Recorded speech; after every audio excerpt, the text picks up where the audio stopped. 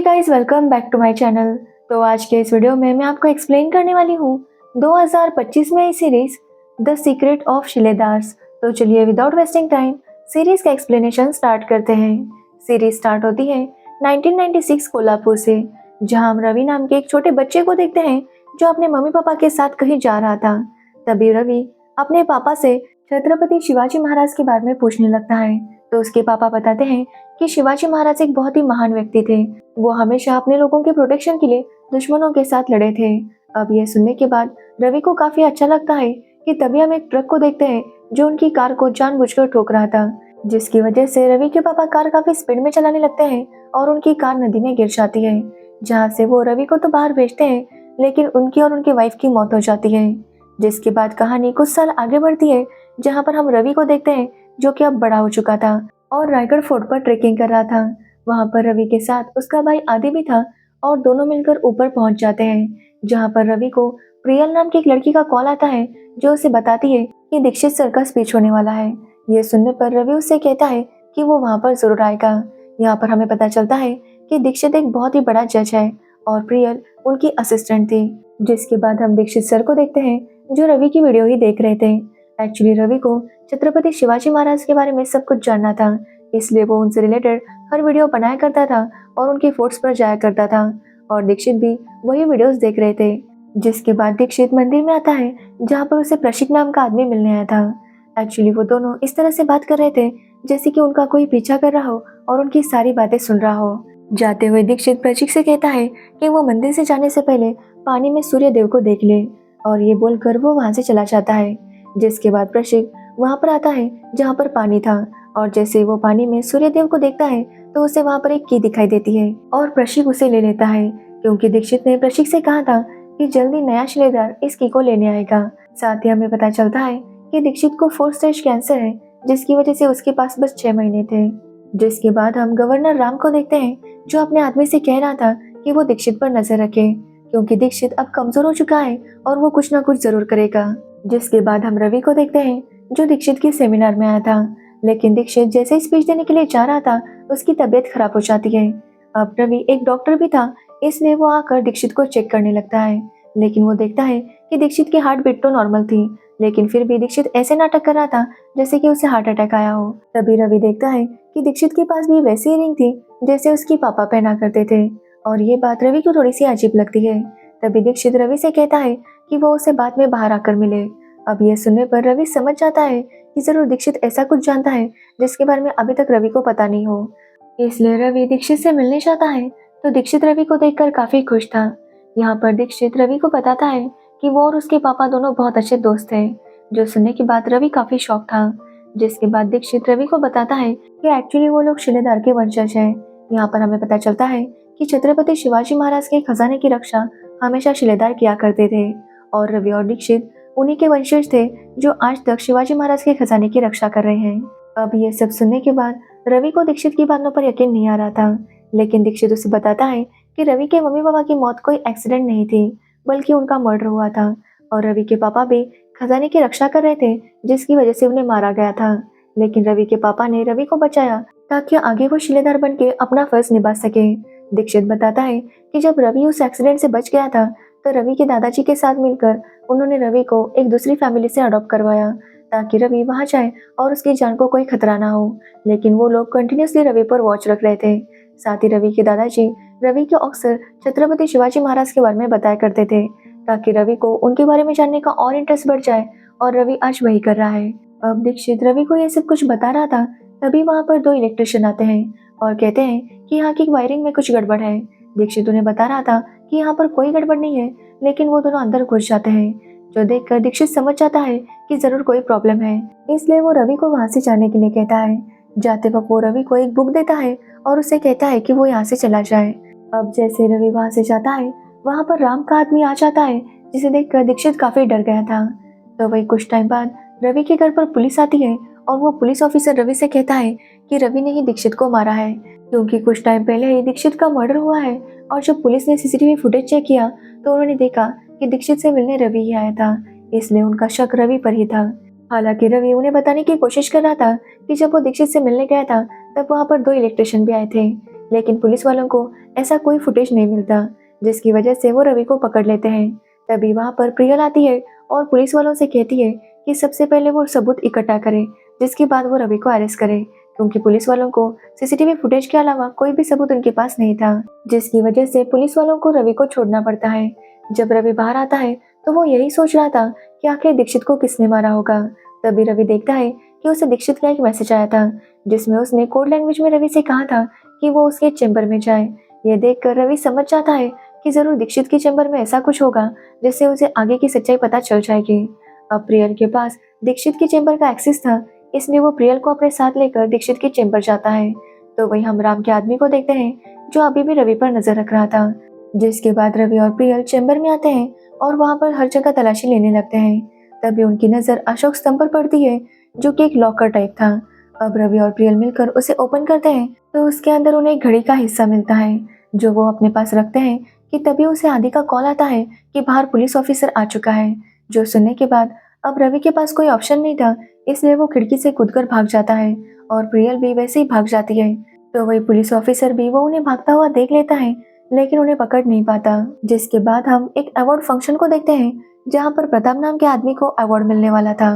Actually Pratap ने छत्रपति शिवाजी महाराज की बताई हुई राह पर चलकर काफी सारे लोगों की मदद की थी, साथ ही शिवाजी महाराज की काफी सारी चीजों का भी पता लगाया था, जिसकी वजह से प्रताप को यह अवार्ड मिल रहा था। लेकिन प्रताप इस अवार्ड को लेने से मना करता है, क्योंकि उसका कहना था कि अब तक वो छत्रपति शिवाजी महाराज के सिंहासन को नहीं ढूंढ पाया, और जब तक वो उसे नहीं ढूंढता वो ये अवार्ड नहीं ले सकता। तभी हम रवि, प्रियल और आदि को देखते हैं, जो एक ढाबे पर बैठे थे। तभी रवि प्रताप का वो इंटरव्यू देखता है।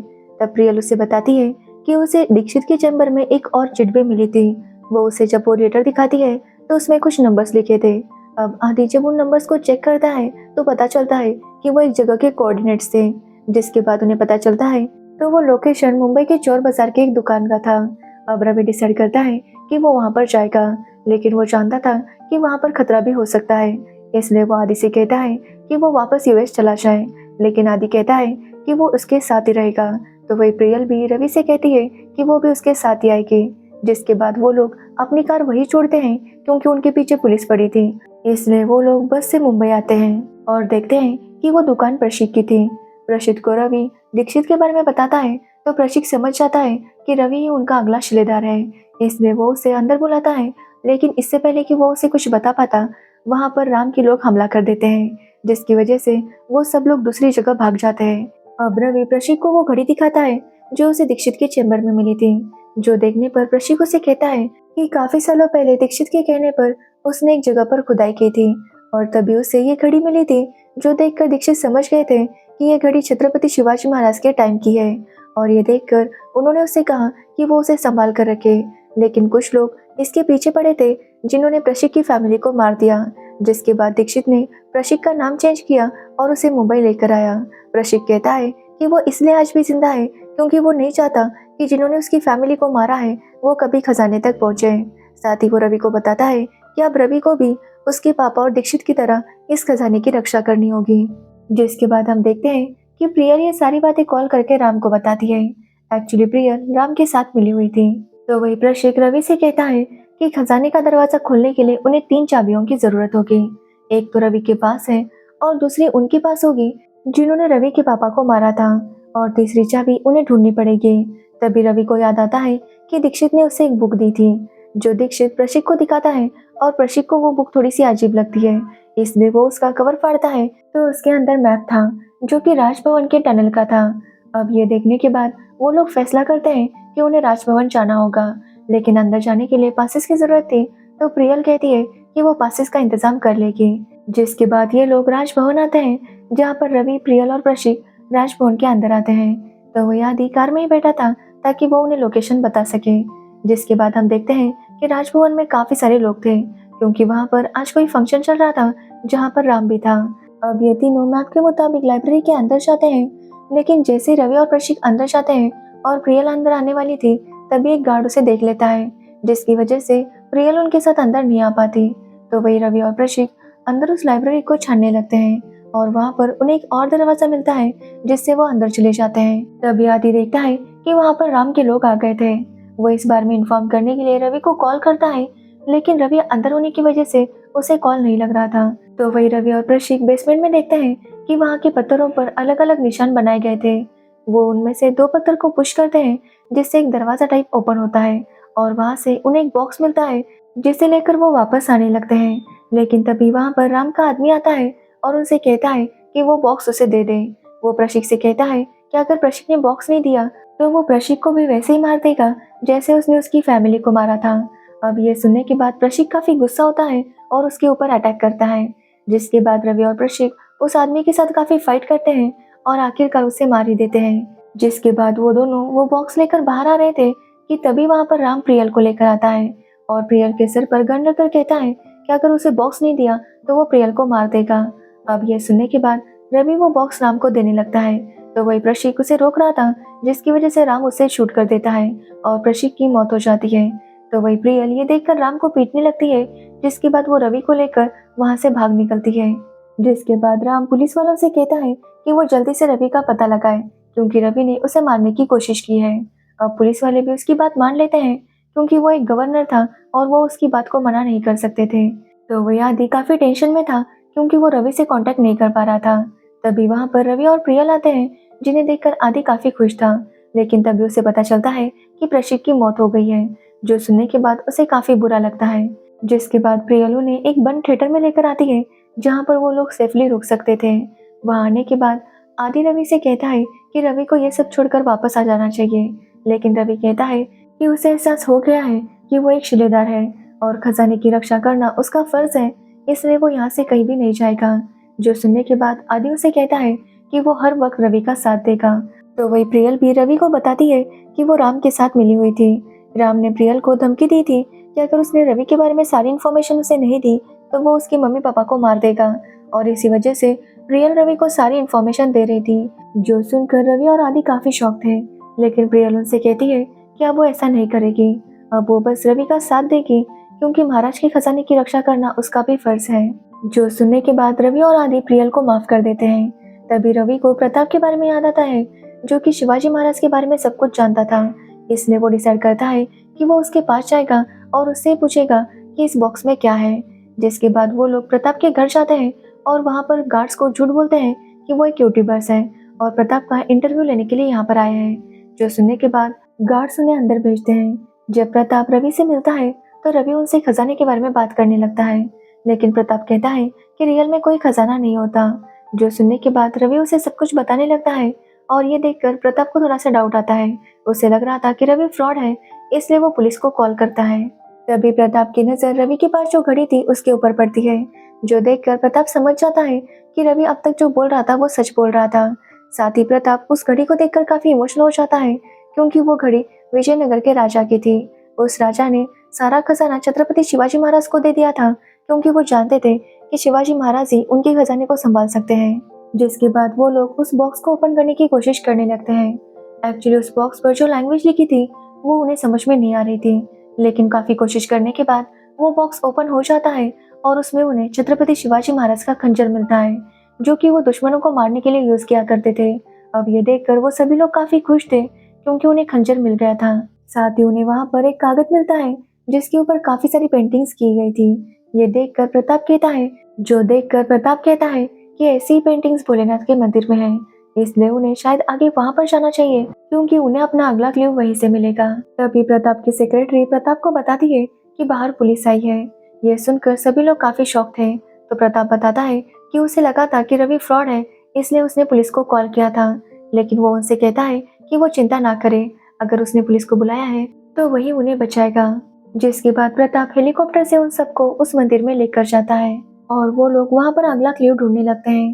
पहले तो उन्हें कुछ भी नहीं मिल रहा था, इसलिए रवि उस पेपर को फिर से देखने लगता है और तब उसे एक उल्टा शिवलिंग दिखाई देता है, जो देखकर वो समझ जाता है कि उन्हें कहाँ पर जाना होगा। वो लोग उस जगह पर जाते हैं और वहाँ से देखते हैं कि उस शिवलिंग के ऊपर पानी नहीं गिरा था, इसलिए वो पानी गिराने के लिए रास्ता ढूंढने लगते हैं और कुछ टाइम बाद उन्हें पानी आने का रास्ता मिल जाता है। और वहीं पर रवि को एक शंख मिलता है जिसमें एक पहेली लिखी थी। उस पहेली को सॉल्व करने पर उन्हें पता चलता है कि उन्हें आगे के केव में जाना होगा क्योंकि उनका अगला क्लू वहीं पर उन्हें मिलेगा। तो वही हम राम को देखते हैं जिसे भी रवि कहाँ है ये पता चल गया था और वो भी उसे ढूंढते हुए उस मंदिर में आने लगा था। तो वही रवि के साथ सब लोग गुफा में जाने लगते हैं, लेकिन प्रताप काफी ज्यादा थक गया था, इसलिए वो रवि से कहता है कि वो लोग आगे बढ़े।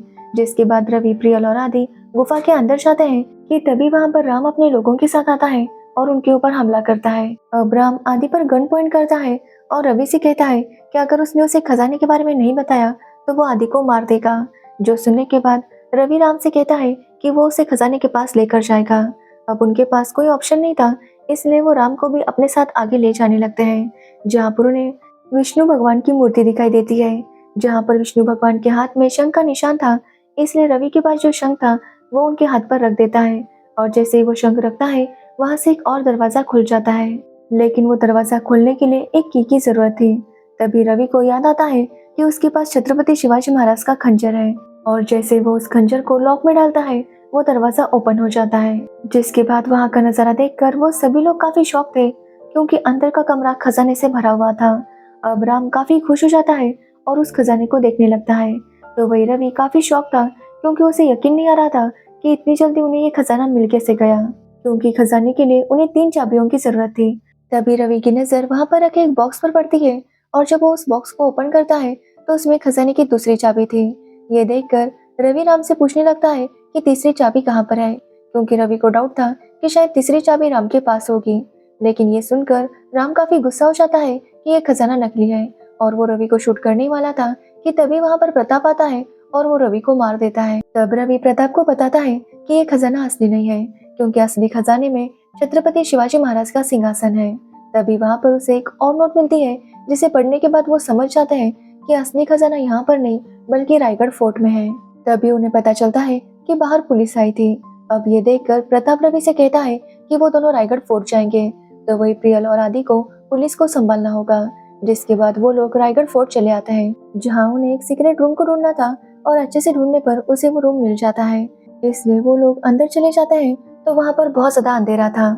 जिसके बाद रवि हर एक पत्थर को ठीक से देखने लगता है, तो वो देखता है कि एक पत्थर पर आधा चांद बना हुआ था। इसलिए वो उस पत्थर को पुश करता है, तो उनके सामने एक नया दरवाजा ओपन होता है, और ये दरवाजा खजाने का दरवाजा था। जिसके बाद रवि अपने पास जो चाबी थी उसे वहां पर लगाने लगता है।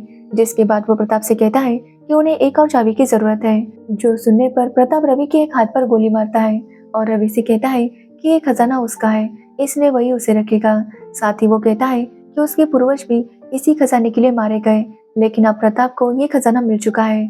यहाँ पर हमें पता चलता है कि राम भी एक्चुअली प्रताप के लिए काम किया करता था। जिसके बाद प्रताप अपने पास जो तीसरी चाबी थी उससे वो दरवाजा ओपन करने लगता है। यहाँ पर हमें पता चलता है कि प्रताप नहीं चाहता था कि सभी लोग छत्रपति शिवाजी महाराज को प्रेस करें। उसका कहना था कि छत्रपति शिवाजी महाराज से पहले उनके गांव पर जिस राजा का राज्य था वो खजाना उसका है, इसलिए वो अपना खजाना वापस चाहता था। साथ ही वो ये भी चाहता था कि लोग छत्रपति शिवाजी महाराज को भूल जाए, और इसलिए वो इस खजाने को ढूंढ रहा था ताकि वो उनके सिंहासन को नष्ट कर सके। जिसके बाद प्रताप उस दरवाजे को ओपन करने की कोशिश करता है, लेकिन वो दरवाजा ओपन नहीं होता, उल्टा वहां से हर जगह से पानी आने लगता है। जो देखकर रवि हंसने लगता है और प्रताप से कहता है कि जब वो प्रताप से मिला था तभी वो समझ गया था कि प्रताप एक फ्रॉड है, क्योंकि रवि ने अपने बारे में प्रताप को कुछ भी नहीं बताया था, लेकिन प्रताप ने उसे शिलेदार कहा था। जो सुनकर रवि को पहले ही प्रताप पर डाउट हो गया था, इसलिए वो प्रताप को उतना ही बता रहा था जितना उसे जानने की जरूरत थी। जिसके बाद हम देखते हैं कि एक्चुअली तीसरी चाबी अब रवि के पास थी, और वो उस चाबी को लगाकर उस दरवाजे को ओपन करने जाता है, लेकिन प्रताप उसके ऊपर अटैक करता है, जिसमें उन दोनों में काफी फाइट होती है। जिसके बाद आखिरकार रवि प्रताप को मार देता है, और उस दरवाजे को ओपन करके अंदर जाता है, तो वहां पर छत्रपति शिवाजी महाराज का सिंहासन था। जिसे देखकर रवि अपने हाथ जोड़ता है और वहां पर वचन लेता है कि जिस राजा ने उनकी हर मुसीबत से रक्षा की है, उनकी सिंहासन और उनके खजाने की रक्षा करने के लिए उनका ये नया शिलेदार हमेशा समर्पित रहेगा। और यहीं पर ये सीरीज एंड हो जाती है। तो ये थी the secrets of Shiledar series की स्टोरी। अगर आपको इस सीरीज की स्टोरी और मेरा एक्सप्लेनेशन पसंद आया हो तो वीडियो को लाइक, कमेंट, शेयर जरूर करना, और मेरे चैनल को सब्सक्राइब करना बिल्कुल मत भूलना। Thanks for watching video.